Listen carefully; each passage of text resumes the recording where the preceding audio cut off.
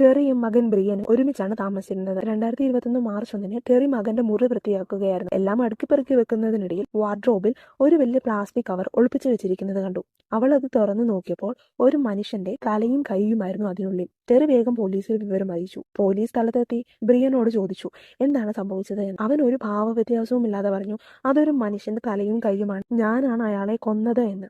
എന്തിനാണ് അയാളെ കൊലപ്പെടുത്തിയത് എന്ന് ചോദിച്ചപ്പോൾ ഒരാളെ കൊല്ലുമ്പോഴുള്ള ഫീൽ എന്താണെന്ന് അറിയാനാണ് കൊലപാതകം നടത്തിയത് എന്ന്. അവൻ കുറെ നാളായി വീടില്ലാത്ത ആളുകളെയും ലൈംഗിക തൊഴിലാളികളെയും അന്വേഷിച്ച് നടക്കുകയായിരുന്നു കൊല്ലാൻ. കാരണം അങ്ങനെയുള്ളവരെ കാണാതെ പോയാലും ആരും ശ്രദ്ധിക്കില്ല.